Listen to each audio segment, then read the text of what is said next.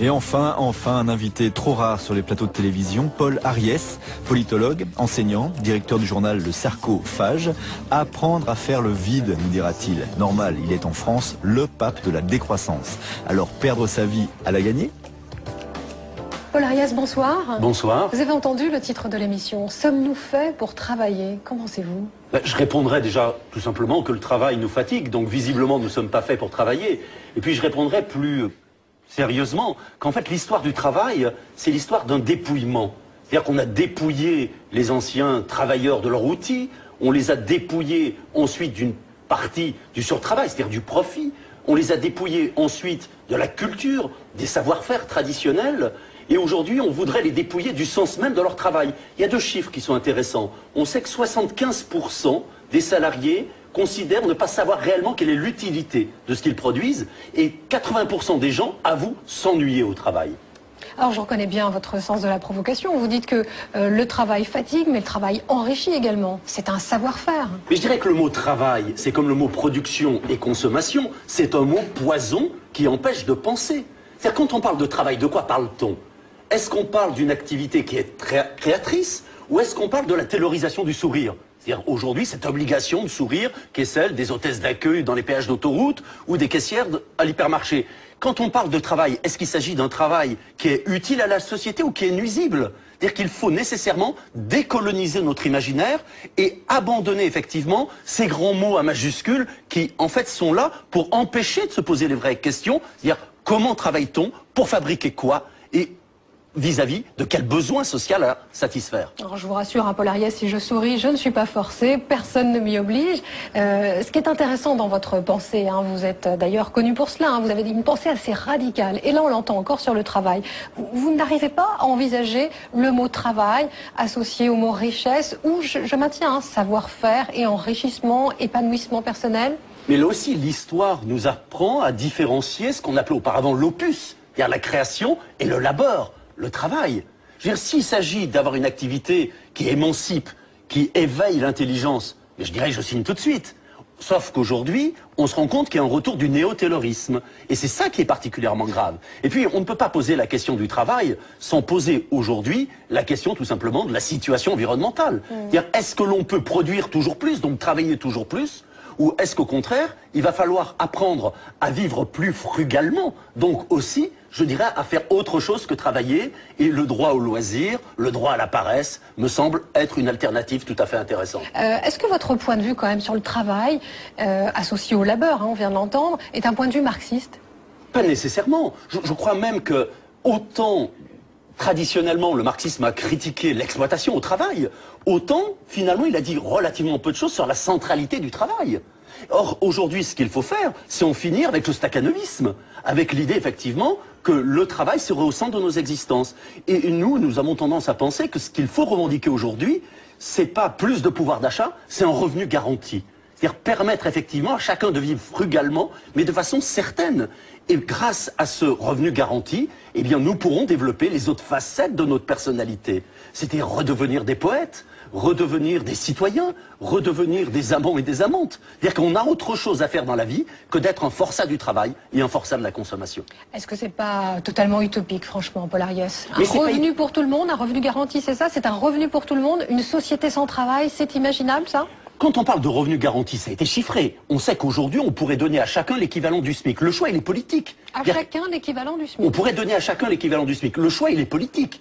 Mais je dirais qu'il n'y aura pas de revenu garanti s'il n'est pas couplé à un revenu maximal autorisé. C'est-à-dire que là où l'on dit, par exemple avec le bouclier fiscal, au-dessus de 50%, on prend rien, nous avons tendance à dire au-dessus de 50%, on prend tout. C'est-à-dire remettre en cause la centralité du travail. Oui, remettre en cause la centralité du travail, c'est véritablement une révolution anthropologique. Et puis on s'en rend bien compte aujourd'hui. C'est-à-dire que quand on parle de travail, finalement, il y a deux réalités. Je dirais qu'il y a un travail qui peut être socialement utile, et celui-là, je dirais, il faut le défendre. Et si un revenu garanti, c'est pas la fin du travail, c'est la fin du travail aliéné, c'est la fin du travail forcé.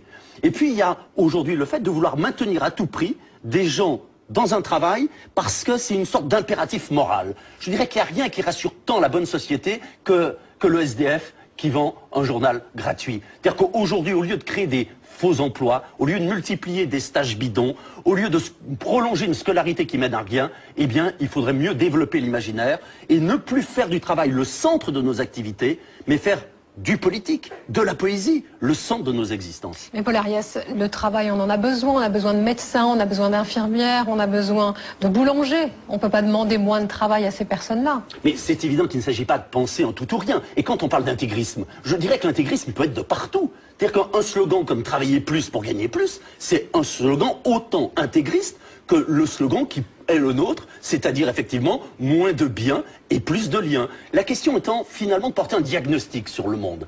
Est-ce que l'on croit que l'on va pouvoir généraliser nos modes de vie? Il suffit de citer deux chiffres. On sait qu'aujourd'hui, 20% des humains, dont nous sommes, s'approprient 86% des ressources planétaires. Si 6 milliards d'humains vivaient comme nous, une seule planétaire ne suffirait pas. Donc il faut en finir avec l'illusion d'une société d'abondance. Il faut en finir avec tout simplement ce culte du travail. Mais même s'il y a ces inégalités que vous décrivez, cette société d'abondance, elle nous a permis d'avoir une meilleure espérance de vie, elle nous a permis de vivre quand même mieux qu'il y a 2 ou 3 siècles. Mais vous n'avez pas l'impression de casser une rupture? L'homme a toujours travaillé.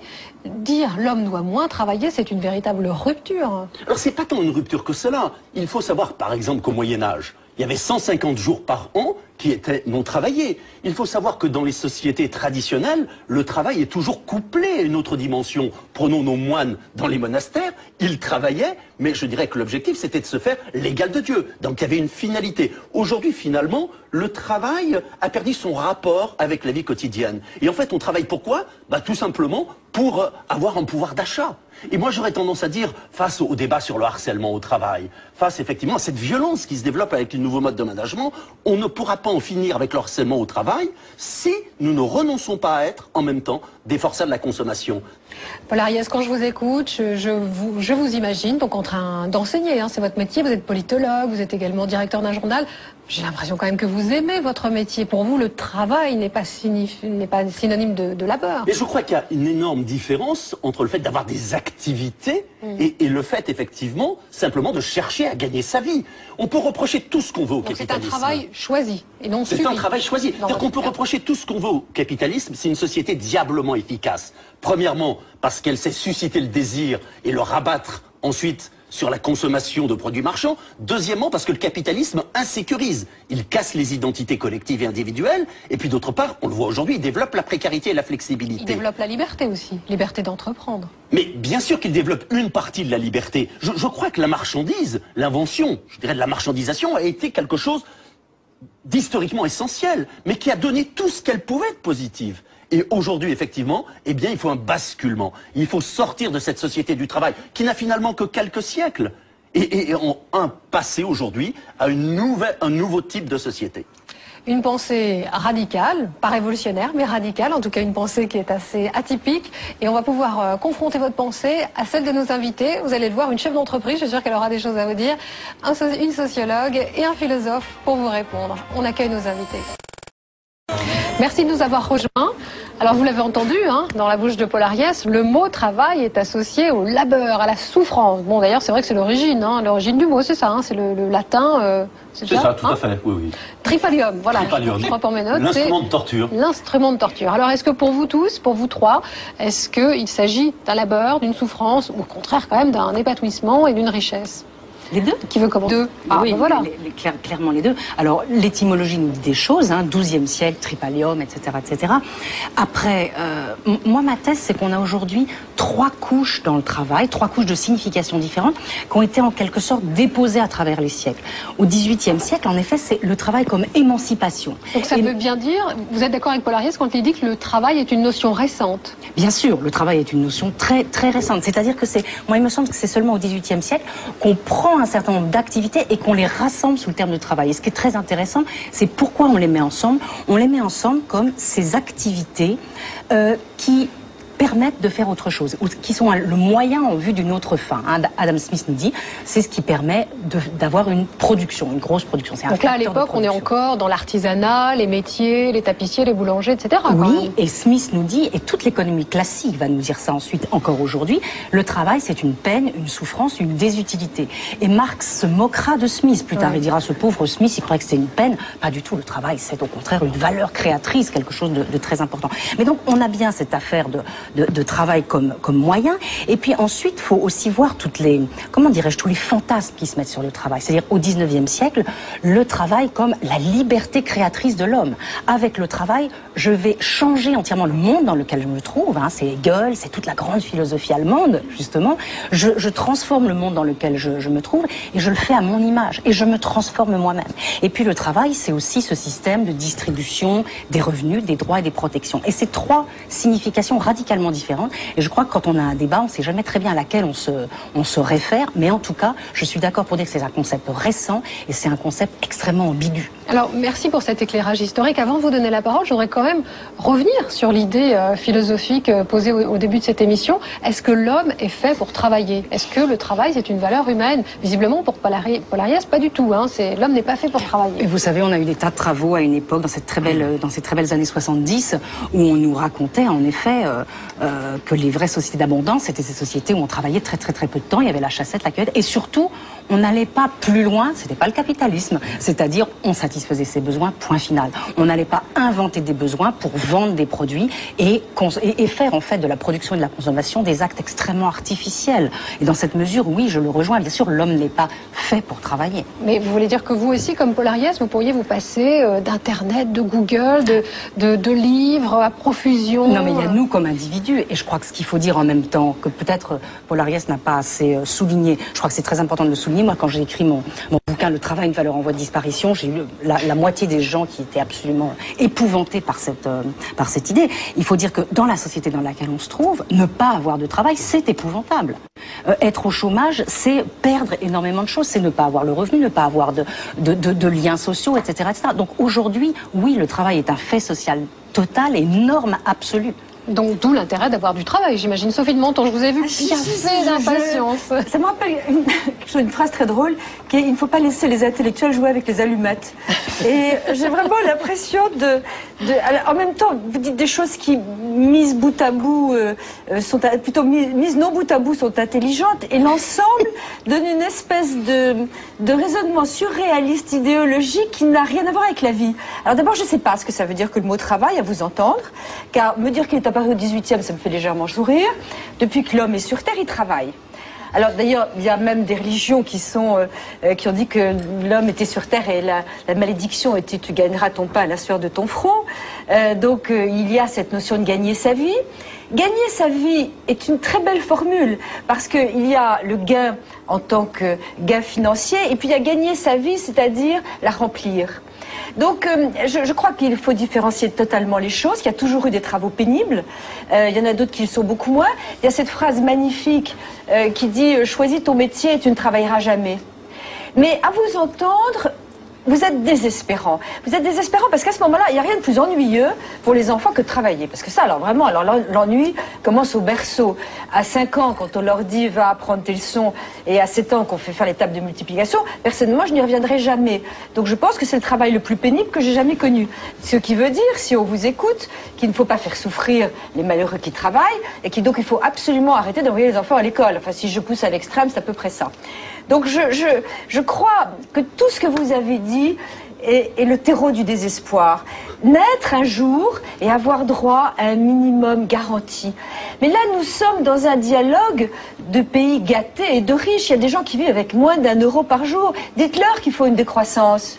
Vous allez leur interdire d'accéder à cette consommation, d'accord avec vous, effondrante par certains côtés et navrante de consommer toute la journée, et ce qu'on donne aux enfants et la façon dont les élèves aujourd'hui me scandalisent. C'est tous les 2 jours une exigence nouvelle, d'accord. Mais même ce revenu minimum que nous souhaitons quand même garantir d'ailleurs à tous ces pays en voie de développement, il faudra bien des gens pour créer une certaine richesse qu'il faudra répartir. Or, on ne peut créer de richesse que si on a le goût d'entreprendre et que si on a, pardonnez-moi, l'appât du gain.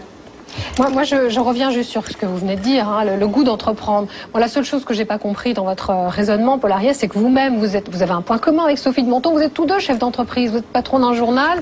Vous êtes voilà, certainement à la tête de petites entreprises, je ne sais plus lesquelles, mais en tout cas, vous-même, vous êtes créateur d'entreprises. Oui, on peut se rassurer parce que la presse n'est pas supposée gagner d'argent. Elle n'en gagne pas. Créer peut-être à l'abri des emplois. Voilà. Je dirais la grande différence, c'est qu'effectivement, lorsque nous écrivons, nous n'avons pas le sentiment de travailler. Lorsqu'un employé de fast-food, lorsqu'un OS, lorsqu'un employé de télémarketing se rend effectivement au turbin, lui, il a le sentiment de travailler. Erreur. Et lui, il voit immédiatement la différence qui existe entre les deux. La grande philosophe Hannah Arendt disait qu'il n'y avait rien de pire qu'une société fondée sur le travail sans travail. C'est-à-dire toute la souffrance sociale vient spécifiquement de là aujourd'hui. Et puis on ne peut pas raisonner dans l'absolu. C'est-à-dire qu'aujourd'hui, il faut partir d'une réalité concrète. On sait que la Terre ne peut pas absorber chaque année plus de 3 milliards de tonnes d'équivalent carbone. C'est-à-dire si on traduit toutes nos activités, le fait de manger, de s'habiller, de se déplacer en équivalent carbone, si on dépasse ces 3 milliards, on bousille la planète. Attendez, je termine. 3 milliards de tonnes d'équivalent carbone pour 6 milliards d'humains. Ça donne 500 kilos d'équivalent carbone par personne et par an. C'est-à-dire un vol en avion aller-retour Paris-New York, 5000 km par an en voiture. On se rend compte effectivement de la nécessité de changer radicalement nos modes de vie. Mais pas par la décroissance. Et c'est justement parce que il y aura autre chose et que j'ai l'espoir qu'on trouvera des énergies de substitution, que c'est vrai que le pétrole, il n'y en a pas, mais on trouvera, on a toujours trouvé, il n'y a aucun espèce de problème. Et c'est en rationnant et en mélangeant, si vous voulez, une idéologie politique à un problème, je dirais, écologique, qu'on arrive à ce type d'aberration. Il n'y a eu aucune période dans l'histoire où la décroissance a été une période heureuse. Je veux dire que l'homme a besoin de se dépasser, de croire, d'avoir un espoir de s'enrichir, tout simplement. Et en plus, je veux dire, vous partez du principe que tout le monde, et ce serait très sympathique, finalement tout le monde est capable d'avoir une activité qui le rend heureux et qui l'épanouisse. Et malheureusement, alors je suis peut-être plus pessimiste que vous sur l'espèce humaine, il est parfois plus ennuyeux pour certains de ne pas travailler que de travailler.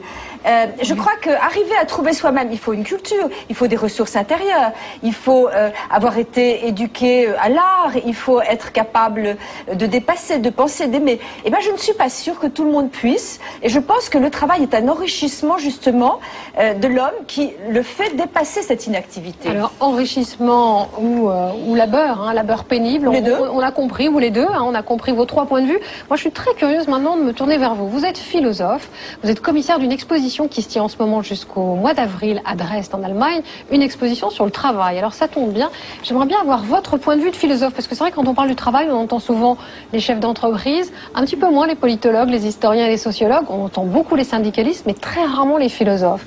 Alors votre idée à vous du travail ? Je trouve que ce débat va très très vite, mais on a un petit peu tendance à détourner des vrais problèmes et de passer du coq à l'âne. Depuis quelques années, on a cet éco-discours sur la mondialisation, la crise financière, et puis sans oublier le changement climatique. Tout cela devient une sorte de massue morale qui s'abat sur tout ce qui bouge. Oui, d'avoir une optique historique sur le travail est une chose importante. On voit plus de choses, on voit des choses différentes ainsi. Mais l'homme de la rue, qui va travailler, quelle que soit la nature de son travail, il s'en moque éperdument. Il ne s'intéresse pas à la façon dont le travail a été défini au XIVe siècle par je ne sais quel pasteur. Cette exposition que nous organisons à Dresde, au musée de l'hygiène, essaie de retrouver une perception de ce que représente le travail pour l'être humain.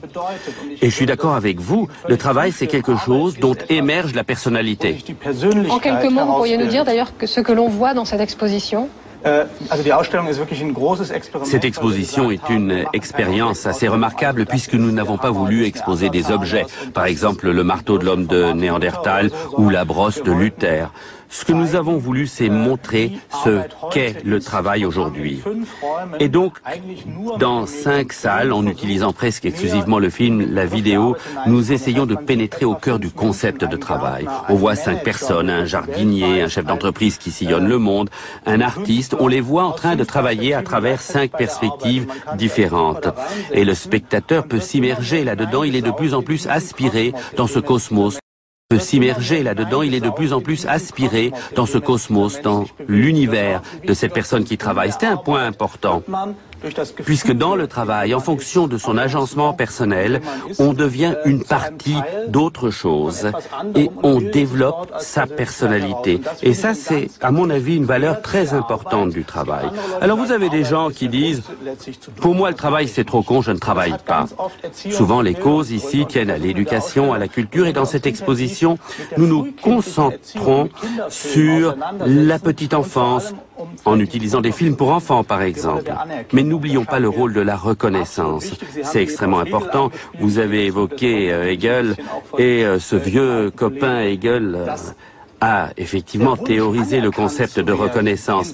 Cette volonté de reconnaissance dans l'existence est quelque chose d'essentiel. On veut être beau, c'est pas donné à tout le monde. On veut avoir du pouvoir, c'est pas donné à tout le monde. Mais surtout ce que l'on désire, c'est de la reconnaissance. Si l'on reçoit la reconnaissance dans son action, le travail peut donner satisfaction. Et ça, c'est pas forcément une affaire d'argent ou de pouvoir, ça dépend d'une réalité sociale où l'on peut avoir une activité qui n'est pas liée à beaucoup d'argent ou de pouvoir. Et ça donne de la reconnaissance. Merci pour cet éclairage philosophique. D'ailleurs, en vous écoutant, on se demande même si le travail ne permet pas de donner un sens à sa vie. Est-ce que le travail, c'est parce qu'il nous différencie des animaux? Voilà des pistes peut-être de réflexion que je vous offre, mais je vous voyais tous deux aussi très impatients de réagir à ces propos. Moi, j'aimerais revenir sur le discours, et j'ai envie de faire un plaidoyer pour la pluralité des termes. En effet, ne pas employer travail pour tout, travail pour l'enfant, travail pour la femme au foyer, parce que ça veut plus rien dire. Mais pour employer chaque fois le mot qui convient, l'œuvre, voilà, on peut s'amuser. Et vous voyez, par exemple, pour le travail domestique, on voit bien pourquoi on a développé ce terme, parce que les femmes avaient envie, ou le mouvement féministe avait envie de montrer que ce qui se passait à la maison, c'était aussi quelque chose de noble, d'important. Alors, on s'est dit, tiens, on va l'appeler travail pour montrer combien c'est important. Et moi, je pense qu'on a raté le coche, là, en appelant ces choses-là travail. Et qu'il y a un très gros risque, en plus, que du coup, on nous propose de rémunérer le travail à la maison. Et pour ce que vous disiez, alors, je suis pas trop d'accord quand vous dites que l'histoire, on s'en fiche, ce qui compte, c'est le présent. Mais l'histoire, d'abord, elle nous a complètement construit. Dire, toutes ces différentes significations dont j'ai parlé tout à l'heure, aujourd'hui, elles constituent notre idée de travail. Et puis, il faut aussi se projeter. C'est très important de savoir en effet, avec quoi les personnes vont chaque jour au travail. Alors, il y a des différences. Mais chaque génération repart à zéro. Et à mon avis, il faut s'abstenir de submerger la personne qui entre dans le travail d'un héritage historique. Moi, je suis philosophe.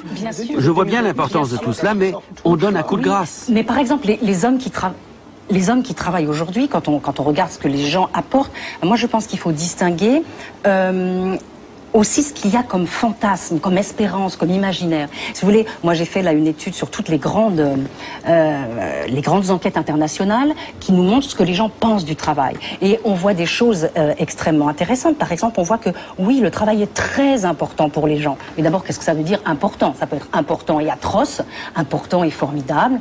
Et ce que l'on voit aussi, c'est que les gens ont une attente immense de se réaliser dans le travail. Mais ça ne veut pas dire que ces attentes sont comblées. Au contraire, aujourd'hui, il semble bien qu'elles soient absolument pas comblées. Par exemple, il y a un paradoxe français qui est extraordinaire, c'est que les Français sont à la fois ceux qui disent le plus que le travail est important, il n'y a aucune crainte pour la valeur travail en France, et en même temps, c'est ceux qui disent le plus qui voudraient que le travail prenne moins d'importance dans leur vie. On leur a bien expliqué. Moi, pardonnez-moi, pardonnez-moi, je termine juste. Pourquoi ils veulent que le travail prenne moins d'importance dans leur vie? Ils disent que le travail, c'est terrifiant. Les conditions de travail, les conditions d'emploi, le stress, les perspectives de promotion, les salaires, ça ne va pas. Et c'est en France que la satisfaction au travail est la moins élevée. Et deuxièmement, et je reviens sur la pluralité, les gens ont envie de plusieurs types d'activités. Et Hegel ne nous proposait pas seulement de faire que travailler, mais qu'est-ce qu'on a à faire dans notre vie? On a, d'accord, bien sûr, à participer à ce devoir social qu'est le travail. Je dois travailler pour gagner de l'argent et pour me réaliser, mais j'ai aussi une famille dont je dois un peu m'occuper. On a des enfants, on s'en occupe, et si les femmes veulent travailler, il faut aussi qu'on ait un peu de temps de s'occuper de nos enfants. On a des activités politiques à faire ensemble, ça c'est extrêmement important. Il faut dégager un espace pour pouvoir faire ensemble ces activités politiques. Moi, ça c'est les Allemands qui m'ont appris dans les années 70, à Bermas. On dégage un espace public, on limite la place du travail et on dégage un espace public pour délibérer tous ensemble. Donc voilà. Et vous pensez que je reviens une seconde sur votre vision extrêmement négative qu'ont les Français, parce que je viens de sortir un sondage chez Opinionway. où il n'y a pas du tout cette pesanteur. On peut faire Moi, j'ai mes un peu propres chiffres. probablement. Un salarié sur 6 estime être l'objet de comportements hostiles dans le cadre de son travail et le travail est rendu responsable d'un problème de santé sur 5. Oui, mais à la limite, je suis extrêmement heureuse. J'adore ce que je fais. C'est passionnant.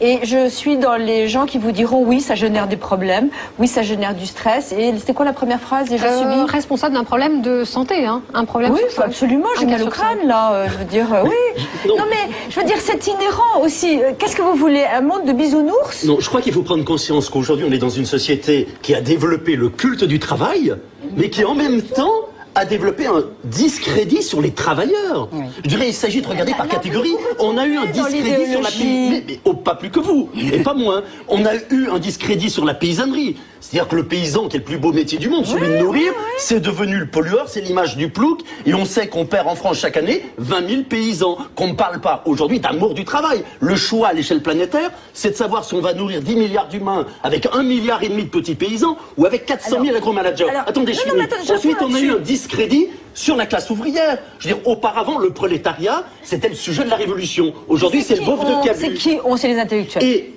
Mais non, pas seulement. C'est-à-dire que c'était les ouvriers ayant leur savoir-faire, ayant leur culture, leur collectif de travail. Et le taylorisme l'a cassé. Mais qu'est-ce que c'était que le taylorisme? Lisons Taylor. C'est ce qu'il appelait la théorie de l'homme bœuf. C'est-à-dire que l'objectif pour Taylor, c'était d'avoir des individus qui ne pensaient pas. Vous êtes en train de revenir en arrière, finalement, vous avez peur du taylorisme et vous avez l'impression qu'il a pas du tout. On va complètement changer les choses. Jamais les conditions de travail n'ont été aussi bonnes de nos pays occidentaux. Nous avons un niveau de vie qu'on n'a jamais atteint. Un salarié de la restauration rapide. Mais regardez toutes les enquêtes qui sortent de la DARES. Ou à ceux de France Télécom. Montée de l'intensification du travail. Et toutes ces... J'avais envie de continuer. Quand même. Non, mais pas tous, très loin de là. J'avais envie de continuer tout à l'heure. Après le taylorisme, on s'est dit qu'il y avait ces nouvelles organisations du travail, la qualité totale, blablabla, la subjectivité. Et c'est encore pire aussi. Non, c'est pas pire. Bien sûr. Mais il faut regarder la littérature. La sociologie du travail depuis 15 ans montre les dégâts opérés par ces nouvelles organisations. Les organisations... Je pense que la civile, aujourd'hui, il y a un véritable stress et un mal-être. Je pense qu'il y a une difficulté de vivre. Voilà. Certaines qu'on trouve chez les jeunes. On va se demander si elle est vraiment spécifiquement française. Mais pas du tout. Alors ça... J'en sais rien. Je crois pas. Il y a quand même une relation particulière au travail. Vous serez là pour nous éclairer. Elle ne vient pas du travail. Je pense que ce mal-être et cette adaptation, nous avons besoin d'une métamorphose du capitalisme. Je le crois fondamentalement. Je dis bien une métamorphose, c'est-à-dire que je pense que le capitalisme est le meilleur système qu'on ait jamais connu. Donc il faut l'améliorer. Très vite d'une chose à une autre. Bah oui, mais c'est très idéologique. Mais en même temps, moi j'aimerais bien poursuivre avec vous, Dominique Méda. Comment en est-on arrivé là? On est à peu près d'accord quand même sur le constat. Il y a un malaise dans le travail, même si bon, vous avez un bémol à apporter. Comment est-ce qu'on en est arrivé là? Est-ce que c'est la faute au taylorisme? C'est la suite de la révolution industrielle? Il y a eu d'abord le taylorisme. Après, il faut regarder ce magnifique bouquin de Friedman, Le travail en miettes, où en effet, on voit comment la division du travail se répand. Qu'est-ce qu'on veut depuis Adam Smith? C'est toujours plus efficace. Donc, on va diviser le travail, on va spécialiser les gens, c'est formidable. Pourquoi? Parce qu'on veut toujours la plus grosse production possible. On veut un très gros PIB. Et puis on veut, à l'échelle de l'entreprise... Vous avez vu le nombre de personnes, le nombre qu'on est dans le monde, les milliards et donc, au niveau de l'entreprise également, la plus grosse production possible. Tant qu'on en restera là, à mettre ces indicateurs-là au centre, obligatoirement, le travail sera la petite partie. Voilà. Alors, si on veut remettre le travail au centre, moi je suis entièrement d'accord avec les conclusions de la commission Stiglitz. Alors là, oui, j'avancerai un argument historique. On a inventé les machines, la technique, au fond, pour libérer l'homme du travail. Et finalement, la question qu'il faut se poser, qu'est-ce qui a mal tourné là? C'est pas pour libérer. Il suffit si, absolument. Une résistance populaire au développement du machinisme. C'était pour y compris les paysans qui effectivement refusent au départ la faux et veulent conserver la faucille. Il s'agit de regarder le mouvement luddite où on casse les machines. Il y a toujours eu un anti-productivisme spontané qui a existé et qui avait rien de ringard. C'était la défense des modes de vie traditionnels. Prenez en Chine aujourd'hui les millions de paysans chinois qui refusent ce qu'on appelle la modernisation parce qu'ils savent effectivement que ça va les faire passer de la pauvreté à la misère. C'est bien là le problème. Vous-même pesez vos fruits et légumes au supermarché avec une caisse automatique. Vous préférez que ce soit justement une personne salariée au SMIC qui le fasse pour Je préfère ne pas aller aller au supermarché et aller dans des commerces de proximité. Mais vous avez de la chance. Mais Ça, si je vous n'avez comprends. pas de commerce Moi de aussi, proximité, j'aimerais bien, comme vous, qu'on produise moins. Mais vous avez vu le nombre de milliards d'individus que nous sommes par rapport à il y a 10 ans, à il y a 20 ans. Il faut nourrir cette planète.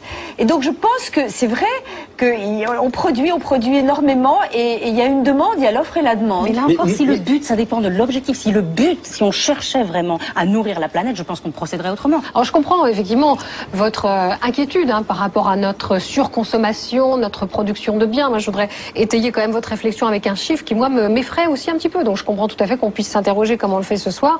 En Allemagne, dans votre pays, 39 millions de foyers qui possèdent 40 millions de voitures, 48 millions d'ordinateurs et 60 millions de téléphones mobiles. C'est vrai qu'on est un peu dans une course, ce que vous disiez, Dominique Méda. On produit. Donc c'est vrai que le travail, dans ce cas-là, il est vraiment fait uniquement pour s'acheter une voiture, Absolument. un téléphone mobile, etc. Le travail n'est pas au centre. On en oublie un petit peu, effectivement, d'autres valeurs. Mais sommes-nous en train de parler de travail? Moi, je crois qu'on est en train de parler de consommation, de capitalisme, etc. Très bien, mais ma question était la suivante. Pourquoi est-ce que cette idée qui était de libérer l'homme du travail a engendré précisément le contraire? Le contraire. Vous avez raison, en fait, c'est la consommation qui a pris cette place. Pourquoi? Parce que notre société n'a aucune offre de sens autre que quelque chose qui se nourrit du travail ou du temps libre qu'on peut utiliser pour consommer. Et ça, c'est une situation fatale. En fait, nous n'avons aucune conception positive du non-travail. Je comprends tout à fait qu'on puisse souhaiter trouver un sens à sa vie en dehors du travail, mais est-ce qu'il n'y a pas quelque chose d'un peu, comment dire, bon, dictatorial, le mot est trop fort pour l'Ariège, je suis désolée, j'en conviens, mais est-ce qu'il n'y a pas quelque chose d'un peu difficile quand même dans l'idée de se dire qu'on va forcer les gens à aller vers des activités associatives, civiques, etc. Oui, c'est vrai, mais bon, il y a une sacrée contrainte économique. où est la place de la liberté? Moi, je veux bien envisager effectivement un autre mode de vie. Demandez aux 40% de SDF parisiens qui bossent s'ils ont envie effectivement de travailler et de passer la nuit dans la rue ou dans des voitures. C'est-à-dire que je crois qu'il faut se rendre compte de quelle est la situation. Le travail des pays socialistes, du socialisme réellement existant, n'a pas libéré l'homme. Le travail des sociétés capitalistes n'a pas libéré l'homme. Et je vous rejoins tout à fait. Est-ce que c'est un homme libre? Je vous rejoins tout à fait. C'est-à-dire qu'aujourd'hui, le travail est au centre, effectivement, de la société. Et si on veut trouver quelque chose qui, finalement, permette de s'échapper de ça, à mes yeux, la seule chose, c'est la gratuité. Parce que la gratuité, on l'a chevillée au cœur. C'est le souvenir du paradis perdu, c'est le souvenir du sein maternel, c'est les relations amicales, c'est les relations amoureuses, c'est les services publics, c'est les biens communs. Si on veut transformer, il n'y a pas de société, Marcel Mauss l'a montré, il n'y a pas de société possible si on n'imagine pas une gratuité immédiate. Si on veut effectivement sortir de la centralité du travail, eh bien, il faut faire cette révolution anthropologique qui ne peut reposer que, effectivement, sur autre chose qu'à la gratuité. Petite parenthèse, je reprends la question de Sophie de Menton. Qu'est-ce que c'est qu'un homme libre? C'est aussi quelqu'un qui a envie de travailler pour pouvoir s'acheter un beefsteak et une baguette de pain. Mais moi, je trouve qu'on on fait pas assez de distinction là, parce que quand on dit que le travail c'est très bien ou c'est pas bien, on voit pas pour qui. Et quand on regarde les enquêtes, vous avez quand même toute une partie des gens.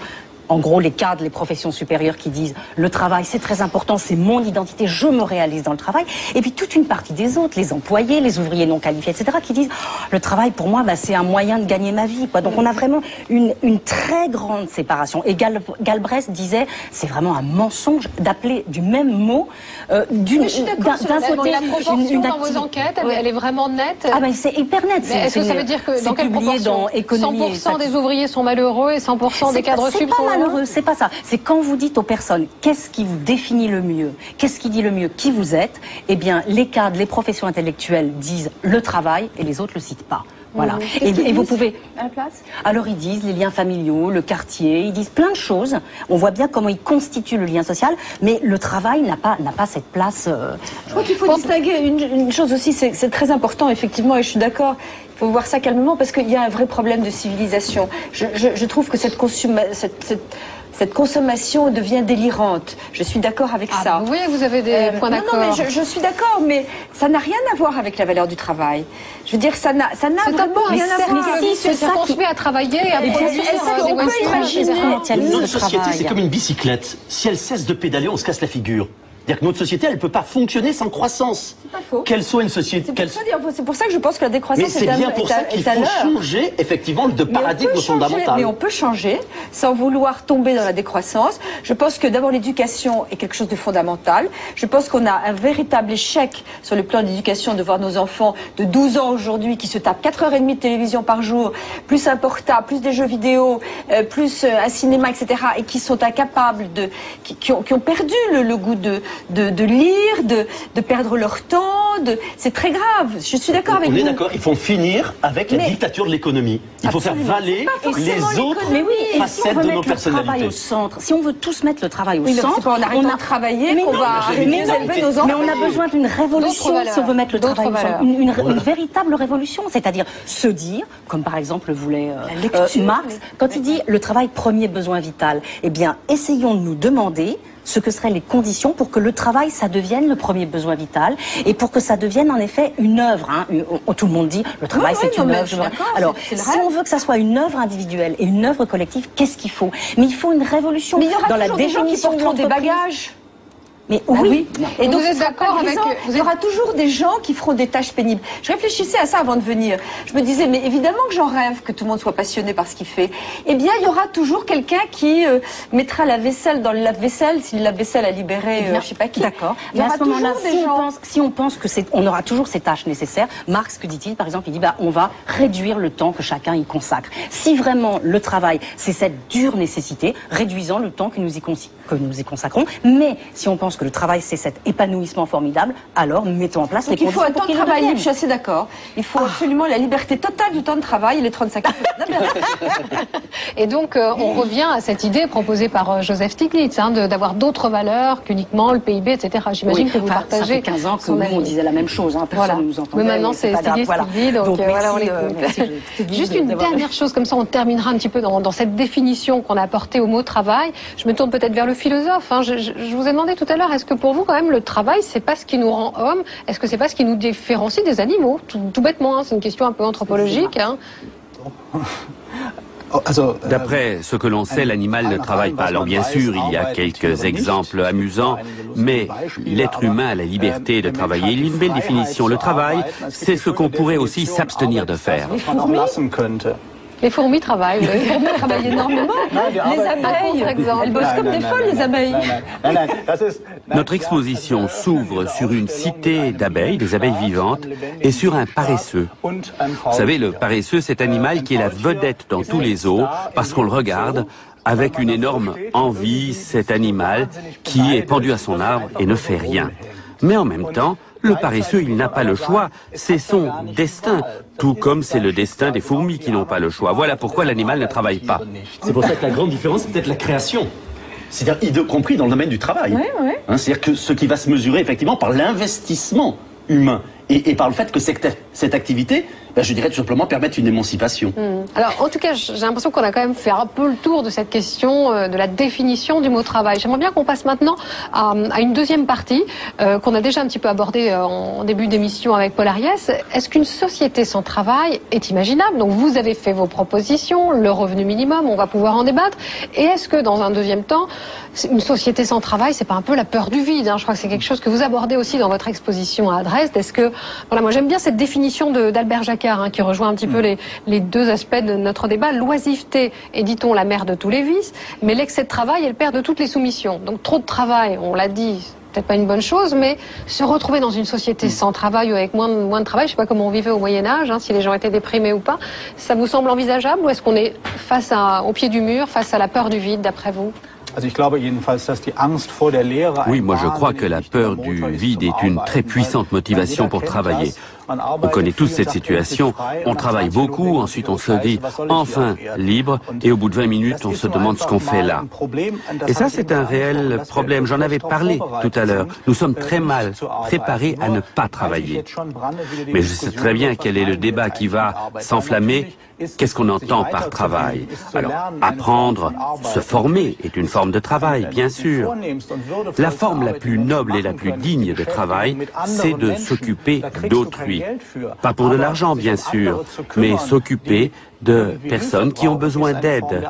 Ça, c'est une forme de travail. Là, il y a un adjectif qu'on n'a pas encore utilisé aujourd'hui, c'est celui de chrétien. Il y a une forme de charité, d'empathie avec autrui, qu'on peut utiliser un peu de son temps parce qu'on n'a plus besoin de travailler ou parce qu'on a un revenu garanti, d'utiliser ce temps qu'on a pour aider autrui. Bien sûr, c'est une utopie.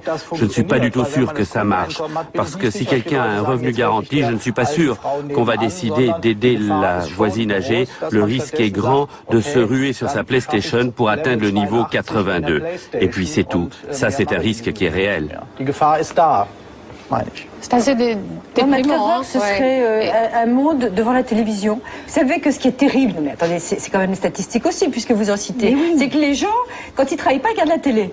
Non mais d'accord, mais on peut pas passer comme ça. Non mais on peut pas passer du tout rien pour se faire horriblement peur en se disant mon Dieu, qu'est-ce qu'on va s'ennuyer. Ça me rappelle quand Nicolas Bavrez disait si jamais on passe aux 35 heures, les gens vont passer leur temps à se saouler et en effet à regarder la télé. Non mais faut faire attention. Il faut d'abord envisager des transitions. Quant à la dépression au Moyen-Âge, j'y crois pas des masses. Je crois que non mais si on revient quand même à l'absence de travail aujourd'hui, c'est celle des chômeurs quand même. Exactement, c'est notre société qui est une société qui tue le travail et qui le rend pénible. C'est-à-dire que nous, on ne dit pas qu'il faut supprimer le travail, on dit qu'il faut en finir avec sa centralité. Alors, utopie ou pas? Alors justement, on est dans l'utopie ou pas? C'était ces ouvriers qu'on appelait les sublimes au 19e siècle et qui choisissaient de travailler le moins possible, c'est-à-dire qu'ils adaptaient leurs revenus à des besoins, peut-être frugaux, mais qui leur semblaient suffisants.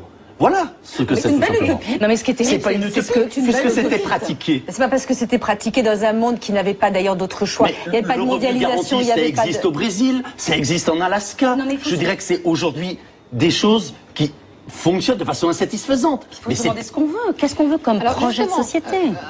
Très concrètement, Daniel Tiradelli, j'aimerais bien avoir votre point de vue. Je ne sais pas d'ailleurs si en Allemagne, peut-être auprès des Verts, il y a également ce type de pensée qui est développée comme celle de Paul Ariès. Est-ce que on est face également à ce type de souhait, moins consommer mieux, éventuellement aller vers un revenu minimum pour tous? Il y a cette pensée-là ou pas en Allemagne, chez les Alters ou chez les Verts? Le débat est certainement comparable en Allemagne. Chez les Verts, dans la gauche radicale, c'est un thème important, mais il faut bien voir que c'est un message qui est très bien reçu. Ça a l'air formidable, un revenu garanti pour tout le monde. Il y a un débat en Allemagne à propos du revenu garanti où certains disent qu'au bout du compte, ça ne sert que les entreprises. Parce que ce sont des subventions masquées et on n'a plus besoin de payer les gens. On dit à l'intéressé, tu ne sais pas faire grand-chose, je te propose un boulot à 1,40 € de l'heure, tu as ton revenu garanti, ça te permet de te payer une glace ce soir. Autrement dit, le revenu garanti n'est pas la panacée. Sans oublier le problème que j'ai déjà évoqué tout à l'heure, que notre société prépare mal les gens à utiliser le temps non travaillé. Mais je suis d'accord avec vous, je ne parlerai pas de révolution, mais je crois qu'il faudrait réfléchir à cela. La culture, l'éducation a un très grand rôle à jouer dans ce domaine pour que les choses changent. Pour revenir à votre question, oui, dans les partis de gauche, mais aussi chez les sociaux-démocrates et les Verts, ce point a été examiné, l'introduction d'un revenu garanti, mais je crois que les chances ne sont pas très grandes pour que ça se réalise. Et je m'en réjouis plutôt d'ailleurs. D'ailleurs, le revenu garanti, il existe de facto, ce sont les minima sociaux. Autrement dit, si je ne gagne pas assez d'argent, l'État complète mes revenus jusqu'à un certain niveau. Autrement dit, le revenu garanti, il existe. Nous aussi, très petite. Alors ça veut dire quoi, petit revenu? Vous savez, quand on parle de la mondialisation, passez donc une journée dans le désert et regardez quel est le sort des gens qui sont là-bas. Ça veut dire quoi, petit? Nous sommes extraordinairement bien lotis. Il faut toujours relativiser les choses. Mais le point important à propos du revenu garanti, je l'ai oublié. C'est pas grave. Ça va vous revenir. 3 d'actualité. Est-ce qu'il y a une spécificité française dans le rapport au travail? Est-ce que nous sommes les seuls à avoir autant de violence dans le travail? On a un peu évoqué la souffrance au travail, mais il y a également ces séquestrations de patrons quand même. Hein. J'imagine que vous y êtes sensible. Elles semblent en tout cas de plus en plus nombreuses. Qu'est-ce qu'il faut en penser? Sophie Menton, j'imagine que vous parlez avec beaucoup de chefs d'entreprise. Est-ce que vous pensez qu'il y a une spécificité française, une violence dans le travail? Je dirige un mouvement patronal qui s'appelle Éthique, avec 6 fédérations adhérentes. Et excusez-moi, je rencontre pas, mais je vois pas les bons, mais je rencontre pas que des chefs d'entreprise qui vivent sous la menace de la séquestration et dans l'horreur. Personne n'a été séquestré. Pardonnez-moi, mais j'aime beaucoup les médias. Alors en plus, j'ai un secteur qui va vous enchanter. Maintenant, je ne l'ai plus et j'ai délocalisé. En Tunisie, j'en suis très fière et j'avais des centres d'appel. J'étais la première à monter des centres d'appel en France. Donc c'est ce fameux métier atroce dont vous parlez. Franchement, la description qu'on fait de l'univers du travail est quand même axé sur ce qui est terrible. Mais ce que je voulais vous dire, c'est qu'il y a une réalité, il y a beaucoup plus de conflits aujourd'hui. Alors, il y a quelque chose qui est terrible, c'est que nos conflits en France ne se règlent que dans la violence, d'après vous? On est dans la lutte des classes. Et ce problème de lutte des classes, de la révolution, s'est déplacé au sein de l'entreprise. La lutte des classes, aujourd'hui, c'est dans l'entreprise. Et là, j'ai un exemple formidable. Il y avait un homme qui était très favorable à la décroissance, puisqu'il était en train de mendier à la gare de Lyon l'autre jour. Et je lui dis, j'avais 1 euro, et donc je lui donne 7 euros, et je lui dis, tiens, soyez gentil, montez-moi ma valise. Et j'ai trouvé ça magnifique. Il m'a rendu mon euro, il m'a dit, je suis mendiant, pas larbin. Et j'ai trouvé ça extraordinaire, parce que ça pouvait arriver qu'en France. Et il y avait un côté, il était mendiant, il était content de l'être, etc. Et il y avait, dans le fait de lui rendre ce service, quelque chose d'assez violent. Alors c'est caricatural, mais chez les SDF, oui, hein. mais c'est très sympathique, mais je trouvais ça assez sympathique de sa part. Mais je crois que au-delà de ça, il y a un esprit français qui est dans la lutte des classes, c'est-à-dire que les patrons, c'est des salauds. Oui. Pas dans la haine du travail. On aime son patron. Notre sondage Opinionway le prouve. 70% des Français aiment leur patron, mais je crois qu'il y en a 70 qui n'aiment pas les patrons. Ah oui. Ils aiment leur boîte. 73% cette année, 79% il y a 2 ans. Et là, malgré la conjoncture, ils aiment leur boîte. Ils n'aiment pas les boîtes. Et votre avis, Paul Ariès? Alors, on est dans la haine du patron ou pas? On aime sa boîte, on n'aime pas sa boîte, ou on n'aime pas les boîtes? Quand on regarde les grandes études internationales, celle du Bureau international du travail, par exemple, la France est le premier pays développé dans lequel il y a une souffrance au travail. Alors après, on peut se poser la question pourquoi. Je crois qu'il y a effectivement une grande caractéristique par rapport au mode de management. C'est-à-dire qu'il y a 2 types de harcèlement qui peuvent se pratiquer. Il y a le harcèlement pour exclure, pour se débarrasser de celui dont on ne veut pas. Ça, on en parle beaucoup. Mais il y a un 2e type de harcèlement qui est en train de se développer. C'est le harcèlement pour intégrer, pour dévorer l'autre. Une sorte, on se tutoie, on se fait la bise, on s'appelle par le prénom. Et ça, c'est une sorte de compromis, je dirais, complètement bâtard. Parce que l'entreprise n'est pas un lieu pour s'aimer. Et je dirais forcément à ce moment-là, ça dérape. Et je dirais que ça va déraper soit vers le conflit effectivement violent, soit ça va déraper, et il y a un bouquin en Allemagne qui est paru, qui a fait beaucoup de bruit, vers la démotivation. On sait qu'il y a aujourd'hui une démotivation très importante au travail. Puis je crois qu'il ne faut pas oublier la dernière étude de l'OCDE. Qu'est-ce que nous dit l'OCDE? Elle nous dit pour le XXIe siècle, on va vers 20% d'emplois qualifiés et bien payés, qui sont les emplois d'entraînement, et 80% d'emplois déqualifiés et mal payés qu'on appelle des emplois d'accompagnement. C'est le retour à la domesticité, c'est le retour au 19e siècle. Il y a quelque chose de très intéressant en France, c'est qu'on est un pays super productif et on a remplacé le service. Toujours la suite de la lutte des classes, parce que les domestiques, vous venez de les citer, tout ce qui est domesticité est terrible. On est un pays qui a mal intégré le service, d'ailleurs, bien qu'on soit dans une société de service, parce qu'il y a cette espèce on est beaucoup moins servi que dans d'autres pays européens. Et attendez, on a développé les services à la personne. On les a développés très bien, la Fédération des services à la personne, d'ailleurs, avec laquelle je travaille, mais elle est un retard considérable par rapport à l'Europe. Ils sont en train de mettre un accélérateur terrible. Et donc, nous avons une excellente productivité avec des machines. Donc, on a supprimé un maximum les gens pour pas les asservir et on a remplacé par des machines. Deuxièmement, on a réduit le temps de travail. Qu'ont fait les boîtes quand on a réduit le temps de travail à une période difficile? Eh bien, finalement, d'accord, elles l'ont réduit. Sauf qu'elles ont gardé la même somme de travail et qu'elles n'ont pas osé vraiment recruter tout de suite. Et donc, qu'est-ce qui s'est passé? Ça a été le premier facteur de stress et de pression sur les salariés, je suis d'accord avec vous. On voit bien dans ce que je disais tout à l'heure sur cette importance accordée au travail, mais je crois que la France est vraiment un pays plus qu'ailleurs, où on a un rapport affectif avec le travail et des attentes énormes posées sur le travail. Thierry Barnes, par exemple, explique ça par la logique de l'honneur, le fait qu'on est encore d'une société aristocrate, ce qui compte c'est le rang, hein, donc, et le diplôme. Donc votre diplôme. Par exemple en Angleterre ou en Allemagne. Alors l'Angleterre, c'est par exemple le Danemark, pas l'Allemagne. Anglo-saxons, vous pensez, ont un autre rapport au travail? Au départ, la logique aurait voulu, si on en croyait Weber, que les pays protestants soient plus attachés au travail. Et en effet, il se passe plutôt aujourd'hui le contraire, c'est-à-dire que les pays protestants ou d'origine protestante ont un rapport beaucoup plus calme au travail, beaucoup plus désinvesti, plus pragmatique. Les États-Unis le mettent très à l'honneur. Le travail. Oui, au sens où on n'a sans doute pas toutes ces énormes attentes exclusives pesant sur le travail. Et je pense que c'est quand même un des problèmes français, ces énormes attentes qui nous empêchent peut-être de redistribuer. Mais il y a une révolution qui est très intéressante, c'est celle d'un statut, parce que malheureusement en France, on réagit par ce nouveau statut juridique, mais l'auto-entrepreneur a été une libération du travail. Et les gens se sont mis à leur compte, c'était un beau mot, moi j'aimais bien se mettre à son compte.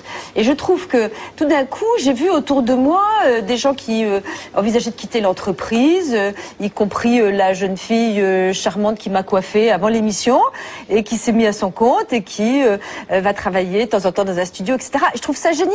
Et donc ce statut d'auto-entrepreneur est une voie d'émancipation, je trouve, qui est à signaler. Alors justement, revenons au pays qui a inventé la lutte des classes, l'Allemagne avec Karl Marx. Et ce sera peut-être notre conclusion, Daniel Tiradelis. Dans notre exposition, nous avons un exemple intéressant sur les jours de grève dans la comparaison internationale. On a représenté cela avec des grands blocs d'aluminium, c'est très beau. Et si vous regardez le bloc qui correspond à la France, on regarde vers le haut. Pour l'Italie, c'est encore plus haut, un étage de plus. Alors pour les jours de grève en Allemagne, on regarde vers ses pieds. C'est assez extraordinaire de voir à quel point les Allemands ont peu le goût de faire grève. Et vous le disiez, c'est aussi une affaire de tradition. Et je crois que la souffrance au travail, elle existe bel et bien en Allemagne aussi. Mais c'est souvent considéré comme une haute trahison que de le reconnaître. Et cela a certainement des raisons historiques aussi. Vous en parlez autant que nous? On en parle tous les jours, c'est l'unique sujet aux infos, tous les jours la souffrance au travail chez vous? Et à ce propos, on pourrait peut-être revenir sur les élections législatives qui ont eu lieu récemment en Allemagne. Le Parti libéral, le FDP, qui est le parti des chefs d'entreprise, traditionnellement, jadis leur slogan c'était le parti de ceux qui gagnent plus. C'est un slogan absurde en termes de marketing. Aujourd'hui, le slogan c'est il faut que le travail ça paie ou quelque chose comme ça. Eh bien, ce Parti libéral a fait un excellent score aux élections. Pourquoi? Parce que ces certitudes, à savoir que celui qui accomplit quelque chose doit être récompensé, ces certitudes se consolident. Ce sont des certitudes néo-libérales et cela est incarné beaucoup plus par l'entrepreneur que par le salarié. Le salarié, il n'a pas le choix, de toute façon, il ne peut pas agir autrement. Mais ça, c'est une autre histoire et le raisonnement ne va pas aussi loin. Alors, je ne dirais pas qu'on est en présence d'une apothéose de l'homme d'affaires, mais on est en présence d'une image positive de l'entrepreneur, de l'homme d'affaires. Mais c'est vrai que quand ça tourne mal, c'est aussi lui qui en prend pour son grade, parce que c'est la figure de proue qui devient le bouc émissaire, comme par exemple un Wiedeking, le patron de Porsche, ou encore Ackermann, le patron de la Deutsche Bank, qui a fait des mauvais choix stratégiques. Alors, en guise de conclusion, une dernière question. J'imagine que tous quatre, vous devez travailler bien plus de 10 heures par jour. Que feriez-vous si vous cessiez de travailler? Je me tourne vers vous quand même, Paul Ariès, puisque vous prônez la société. J'ai des activités, plus de 10 heures par jour. En réalité, le travail salarié occupe une part bien plus faible dans mon existence. Mais je voudrais pas qu'on ait l'idée que ces problèmes ne concernent effectivement que la France et qu'on soit des râleurs politique par excellence. Et je dirais, si les Chinois, place Tiananmen, chantent la Marseillaise devant les chars du pouvoir, c'est pas tout à fait pour rien. Donc je crois qu'il ne faut pas redouter et craindre le fait qu'en France, il y a des résistances face au harcèlement au travail. Et puis je crois pas non plus qu'il y ait des gentils et des méchants patrons. Le problème, il n'est pas là. Le problème, c'est celui des logiques économiques. Le problème, c'est celui de la place du travail dans la société et dans nos existences. Vous ne m'avez pas répondu. Que feriez-vous? Tout ce que je fais déjà actuellement. Continueriez d'écrire des livres. C'est-à-dire je serais citoyen, j'aimerais manger, j'aimerais me promener, j'aurais des amis. Vous savez que nous sommes nous sommes, mais précisément parce que je travaille au sens économique relativement peu. Nous sommes la première société dans l'histoire à consacrer aussi peu de temps et de moyens à la fabrique de l'humain, à la création du lien social. C'est-à-dire comment pense-t-on résoudre aujourd'hui les problèmes à l'école en développant l'informatique? Comment pense-t-on résoudre les problèmes dans le couple en généralisant le téléphone portable? Moi, je mise au contraire sur le slogan « moins de biens, plus de liens sociaux, moins de travail, mais une qualité de vie supérieure ». Dominique Méda, une vie sans travail et plus de care, plus de soins. Moi, je dis moins de production et plus de care, le soin aux autres, l'attention aux autres, regarder, aider, accompagner. Et évidemment, moi, je verrai un petit peu plus mes enfants. Donc, là encore, organiser un vaste chamboulement de manière à ce que les hommes et les femmes aient plus de temps à consacrer à leurs enfants, à leurs vieux parents, à leurs amis, bref, à toutes ces activités-là, un petit peu plus. Ça ne veut pas dire qu'on a besoin de supprimer le travail, un petit peu plus à ces activités, et puis un petit peu plus aussi à ces activités qu'on appelle citoyennes, politiques, parce que je pense que c'est très important. Une société qui progresse, c'est aussi une société qui consacre du temps à dialoguer avec elle-même, avec les autres, à savoir justement qu'est-ce qu'on veut faire ensemble, quelle place on veut donner au travail, quelle place on veut donner à nos enfants, etc. etc. Sophie de Menton. Ça c'est pour les autres, effectivement. Moi je travaille assez peu. Donc j'ai toujours eu l'impression de ne pas travailler énormément. Oui, c'est très bien faire en plus, mais c'est vrai. J'ai beaucoup fait travailler les autres. Oui, et alors il y a beaucoup d'activités que j'ai qui sont vraiment pas du travail. J'ai une collection de bouquins pour enfants que j'écris avec ma fille. Je dirige un mouvement patronal, c'est bénévole, donc c'est mais ça me passionne parce que j'ai envie de changer le monde. Donc le travail, disons que dans le pénible, obligé, c'est un luxe fou. Je dois avoir 3 heures par jour de vraiment pénible où je me dis bon ça il faut que je bosse. Oui, finalement, c'est ce que je disais. Non, mais vous avez beaucoup de points communs. Vous avez un peu la même journée que Paul Ariès. 3 heures de travail réel, économique, et le reste. Donc c'est toujours la même chose. Et puis vous êtes aussi dans le lien social, hein, à votre manière. Il y a quand même cette jolie phrase, vous allez me dire qu'elle est caricaturale, parce que je pense à ce que vous parlez de la construction. Travailler plus pour gagner plus. Non, quand même pas. Mais les cathédrales, vous savez, vous avez 3 ouvriers, vous la connaissez bien sûr. On leur dit qu'est-ce que vous faites. Il y en a un premier qui est harassé, il souffre, la souffrance au travail. Il dit je casse des cailloux. Le deuxième, il dit je suis en train de construire un mur, mais il a envie que son mur monte. Et puis il y a le troisième qui a un sourire en béat et qui dit je construis une cathédrale. Et il y a quand même aussi dans le travail cette perception individuelle qu'il ne faut pas négliger. On termine avec vous, Daniel Tiradelis, philosophe, commissaire d'exposition. Alors, si vous n'aviez pas de travail, qu'est-ce que vous feriez? Si vous me le permettez, je voulais revenir à ce dont on parlait tout à l'heure. La dernière salle de l'exposition présente un scénario un petit peu absurde, à savoir commencer à travailler à l'âge de 40 ans. Autrement dit, on aurait le temps d'avoir des enfants, de faire plein de choses, et on commencerait à bosser à 40 ans. Et c'est vrai, compte tenu du vieillissement de la population, on n'en a pas parlé aujourd'hui, et du fait qu'il n'y a pas assez de travail pour tout le monde, c'est un modèle séduisant. Et les visiteurs de l'exposition qui ont regardé cela, d'abord, ils ont eu une réaction d'étonnement, ensuite ils ont été choqués. Parce que on se rend compte, mais qu'est-ce que je vais faire jusqu'à 40 ans? Qui suis-je? On se retrouve privé d'identité. Parce que si je te demande qu'est-ce que tu fais, eh bien, je réponds par mon métier, mon activité professionnelle. Alors peut-être que c'était un peu mon inconscient qui s'est exprimé ici, mais si vous me demandez ce que je ferais si je ne travaillais pas, je ne suis pas sûr que je pourrais vous répondre sans me mettre à pleurer. Je ne le sais pas. Je ne sais même pas si je survivrais. Alors oui, bon, bien sûr. Alors il y a dans ma vie, il y a ma femme, il y a mon enfant, et puis quelques proches, mais si c'est sans travail, c'est sans moi. Ce serait pas drôle. On est dans le cœur du débat, dites donc, là.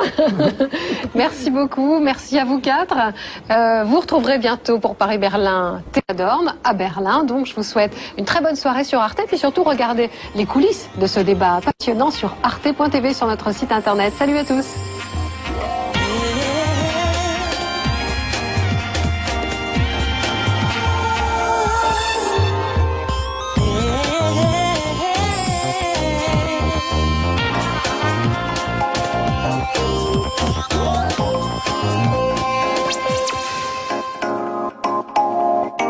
Mais c'est monstrueux la C'est vrai, taylorisation moi, du je l'ai, sourire. hein. Non, c'est vrai. Parce que tayloriser un geste à la chaîne, à l'usine, c'est quelque chose. Mais le sourire, c'est ce qu'il y a de plus intime.